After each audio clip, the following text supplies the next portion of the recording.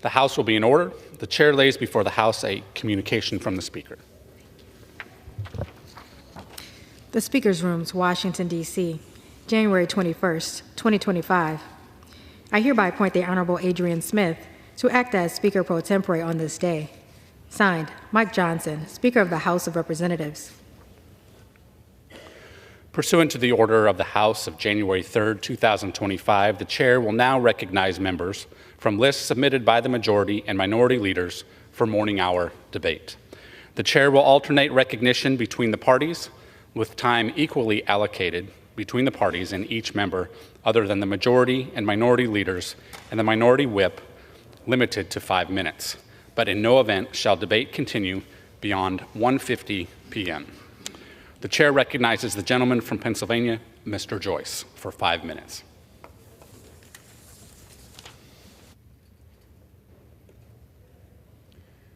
Mr. Speaker, yesterday, President Trump was inaugurated for his second term as president. Now is time for us to deliver on his promises.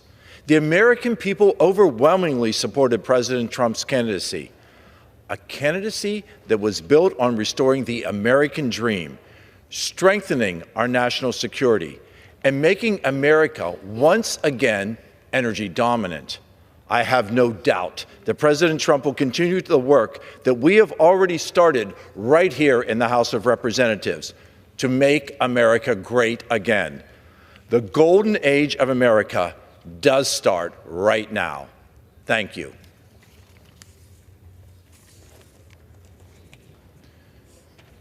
Mr. Speaker, after the inauguration, President Trump shared his plans for the American people. During his speech, the president made it clear that the days of a weak America are over, and now we will return to being that shining city on a hill. The policies that President Trump laid out in his speech resonate with the American people. But more than his policies, his message resonates with Americans throughout this great land. A message of strength on the international stage, a message of dominance in the production of energy, and a message of safety on our city streets. President Trump's speech is why the American people overwhelmingly returned him to the White House. Thank you.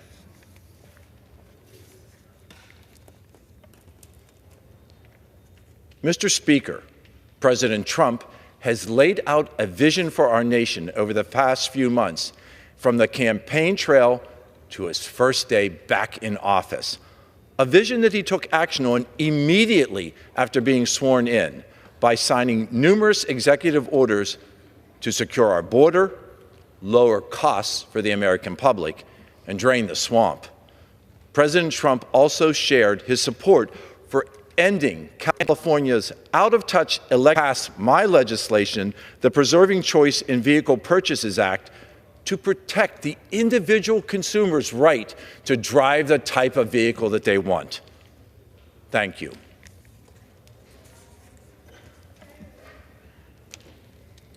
Mr. Speaker, thousands of pro-life advocates will be coming to Washington for the annual March for Life this week. Like these fierce advocates, I firmly believe that all life is worth protecting.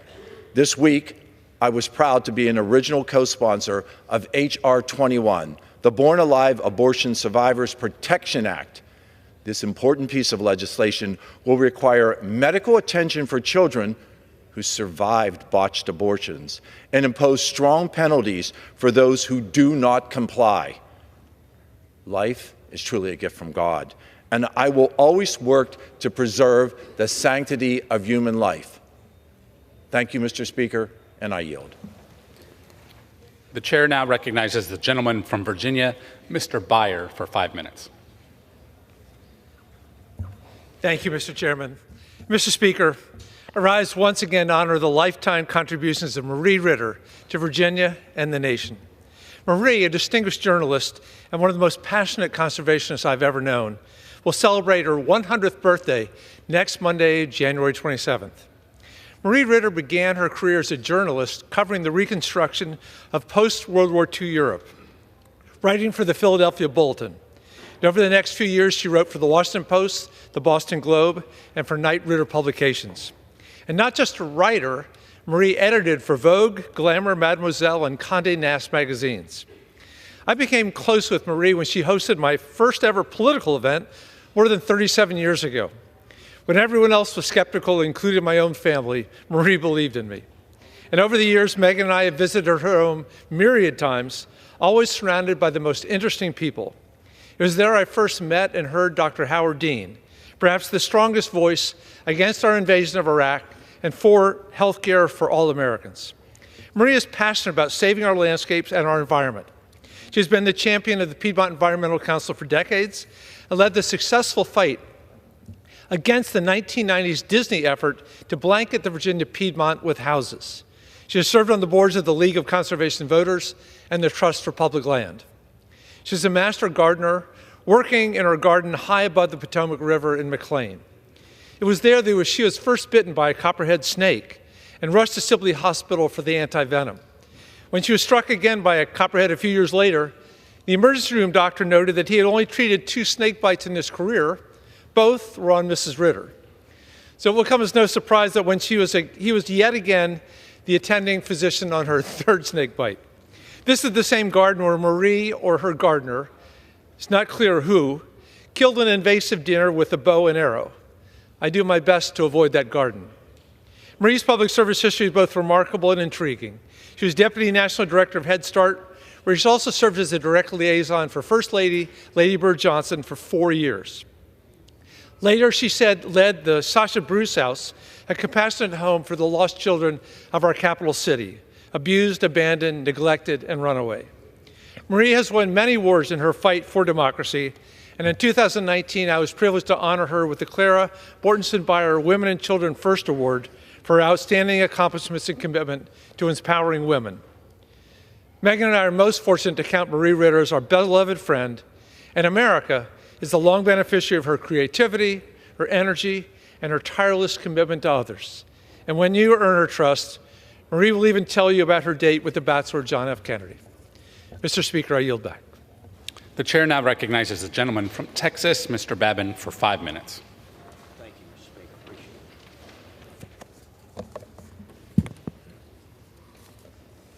it. Mr. Speaker, I rise today to pay tribute to my good friend, Timothy Tim Cliff Bauer of Winnie, Texas, who passed away at his home on December the 19th, 2024, after a hard-fought battle with cancer, surrounded by his loving family.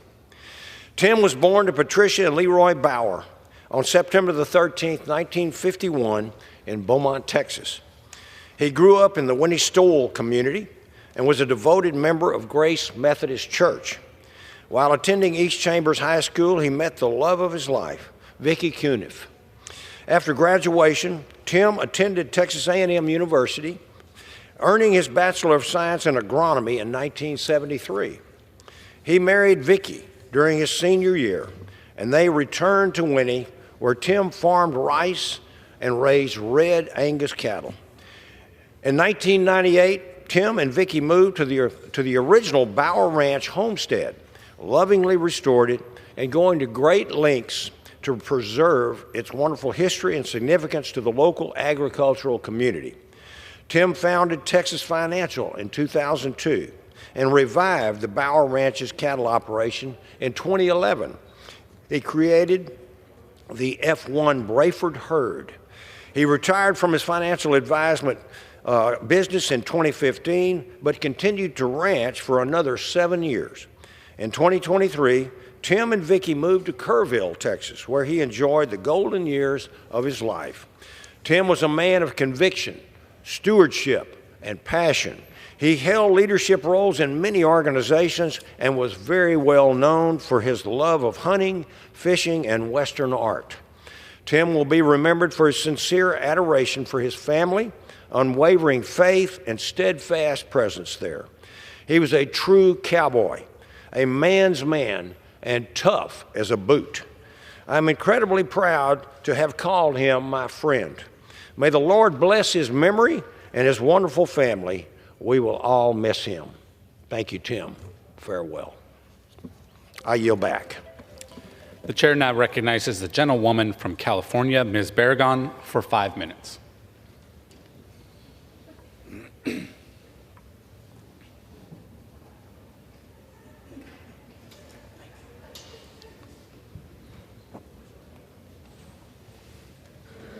Mr. Speaker, I rise today with a heavy heart for the thousands of California families who have been devastated by the recent wildfires in and around the Los Angeles area.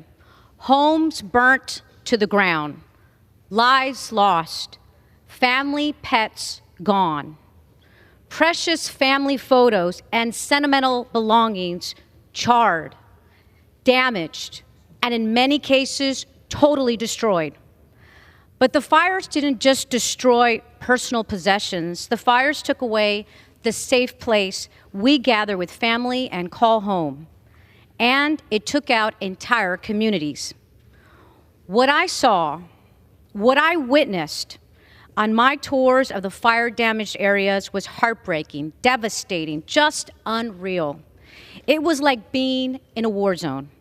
The smell of burnt trees and homes and smoke still in the air as firefighters continue to put out smoldering fires. The ash that irritates your eyes. What was equally heartbreaking was the evidence of a desperate panic to evacuate, shown by the abandoned cars left in the middle of the streets, many charred, as I imagined people started to run to safety. Yet I also saw our brave firefighters. I want to say thank you to them and our first responders for being on the front lines, for all that they are doing. Thank you. There will be a long road to recovery. We must stand with our neighbors, our friends, with humankind. It's the right thing to do. It's the compassionate thing to do, and it's what we have done repeatedly when communities face natural disasters. It does not matter if you are in Louisiana, Florida, Georgia, or California. When our communities suffer, we must pull together as one to help communities with the aid they need to rebuild. When hurricanes hit Florida, Georgia, and North Carolina over the years, we didn't say, don't send aid because of politics. When the Speaker's home of Louisiana suffered losses and devastation, we didn't say, let's attach strings to the aid. We don't do that. Because above all, we help our fellow Americans. We don't turn tragic situations caused by natural disasters into political fights. Let's not start now. I implore my colleagues to put politics aside, to love thy neighbor as yourself, to support a bipartisan recovery effort with no strings attached that builds a safer, more resilient future for our communities harmed by the wildfire. I yield back. The chair now recognizes the gentleman from California, Mr. LaMalfa, for 5 minutes. Thank you, Mr. Speaker. Well, on his first day in office, President Trump wasted no time in addressing California's water crisis by signing the memorandum titled "The Putting People Over Fish: Stopping Radical Environmentalism to Provide Water to Southern California." So we are very pleased with the President's strong actions on that in many fronts yesterday and look forward to working with him in the administration on that. Now, it did say Southern California, and as a representative of Northern California, like, what? What are you doing, Doug? But what we actually want people to understand, due to stories like this is Lake Shasta up in Shasta County, just north of Redding, holds 4.5 million acre-feet of water when full. It's part of the federal project known as the CVP, Central Valley Project, built in the 30s. We have an opportunity to raise it 18 feet, add 600,000 more. That's a different story for a different day right now. As well as the other projects we have around the state that hold a lot of water. Lake Orville, right near my home, 3.5 million acre-feet. So the President wanting to have water that is already available, useful for other Californians, instead of being lost or not stored to begin with. I appreciate that directive because you know what? We have plenty of water in California that falls on the Sierra in rain and snowpack if we would capture it. Instead, we have the situation year after year. This poster, it's a bit dated, but it's the same thing year after year, shows how much water is being lost out through the Bay Delta. You know, we have this massive flow in this particular timeline. 7 million acre-feet came in. We're losing 6.5 million acre feet because they're just letting it go out. It's not helping the Delta smelt you've heard about. The Delta smelt they can't find anymore. They do trawls, they can't find it. It's gone. Even with all the extra water that's been pushed out since 1992, it never did help the smelt. So maybe too much water actually drowns the fish or something. I don't know. So we don't need to flush that much water through the Delta even to keep saltwater intrusion from coming back up and affecting some of the Delta. We need to be trapping that water. We need to be saving that water for San Luis Reservoir and for crops that would be helpful in the San Joaquin Valley. Also, when we talk about Southern California, my colleague just talked about the horrendous fires down there. And so this is a reservoir right near Pacific Palisades, which burned to the ground. This reservoir, had that been full, they would have had enough water to last several days instead of just the few hours that their hydrant system had. That's what it looks like full, more or less. That's what it looks like empty. It was empty. It had been empty for nearly a year. What kind of management or planning is that? They don't even tell the fire department that wasn't full at the time. They're supposed to be doing some kind of repair on it. Probably could have been done in a couple of weeks. Instead, they're putting out for bid and this and that. Probably their local staff could have done it, they say. We lost that opportunity to trap. Get this, it holds about 40 acre feet. I just showed you how many hundreds of thousands of acre feet go out through the Delta. You could fill that up in minutes if you could somehow channel the Delta into that. Yet, this is what you get. So instead, we would have the opportunity to have those reservoirs full, have Southern California have what it needs, and also let's not forget the San Joaquin Valley, which President Trump knows a lot about, to grow these amazing crops. So many of them come from down there, as well as my part of Northern California, to feed the United States and even the world. These products, when I show you these percentages here, these are percentages of crops that come from California that Americans use, not just Californians. And so if we don't grow them in California with all this abundant water we have, then where's this stuff going to come from? Where's this food going to come from? We're going to have to import it or do without it. It's like, well, maybe we don't have mandarins anymore. Maybe we don't have avocados anymore. You know, we'll just eat something else. Why? We need to have these choices, and we have the ability to grow them because we have plenty of water when we trap it. Even in drought years, there's still enough water that comes down. So with that, the management of water supply is also tied back to fire management. And unfortunately, what my colleague was talking about, the horrific fires in Southern California, this is some of the brush that grows on the hills above those areas. It's a pretty arid climate down there. We know that. But if we're smart about it, we can actually be removing this brush and make it, if fire does happen, it's just burning weeds at a slow pace instead of driven by the Santa Ana winds at a high rate of speed. 80 miles an hour, you can't beat that. Firefighters can't beat that. Do their best efforts. They got to try and at least make a line of defense at the city. But when it's flowing over the top of them like fire does and like happens in my district all the time, it's humanly not possible. This is how we stay ahead of it. Removing this brush. In the timber areas, like in my district, that burned a 1 million acre fire one time. We can be removing brush, we can be removing dead trees and small trees. We're still leaving the forest, but it's a thin forest, it's a managed forest.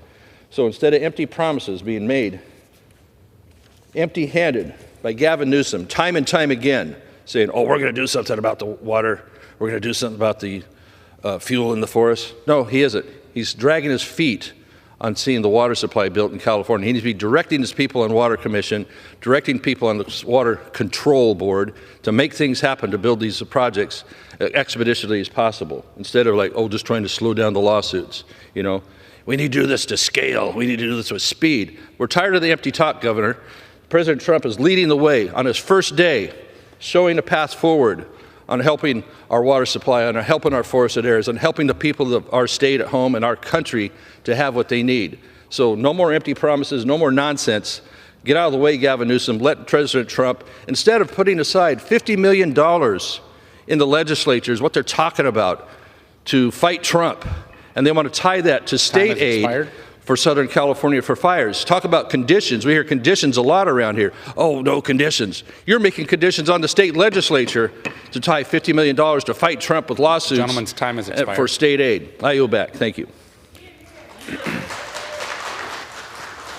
The chair will remind all persons in the gallery that they are here as guests of the House and that any manifestation of approval or disapproval of proceedings is in violation of the rules of the House. The chair recognizes the gentleman from Connecticut, Mr. Larson. Thank you, Speaker Smith. That kind of has a nice ring to it, you know. I rise today to address critical issue for all of America, Social Security. Mr. Speaker, as you know, there are more than 70 million Social Security recipients in the United States of America. What most Americans don't realize is that it's been more than 50 years since Congress last enhanced Social Security. Richard Nixon was President of the United States the last time Congress voted to enhance benefits. Now, some will say, well, wait a minute, didn't we just recently vote on Social Security in terms of making sure that teachers and firefighters and municipal employees and police officers would be able to get Social Security insurance? And the answer is yes, we did, except it wasn't paid for, which means that when we say it hasn't been enhanced, in fact, what that did is cut the Social Security Trust Fund. So, Mr. Speaker, I rise today to say that it's long overdue that we have a vote on Social Security. That doesn't seem to ask too much of the new Congress, and after all, the incoming president says that he cares about Social Security and has proposed also that there be tax cuts for people on Social Security. That's a good idea, except they have to be paid for. And his legislation doesn't call for that, but ours does.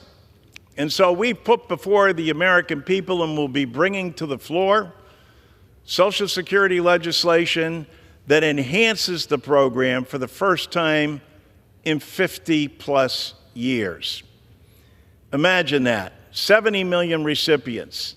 There are 5 million of our fellow Americans who get below poverty level checks from Social Security, having paid in to the system all their lives because Congress hasn't acted.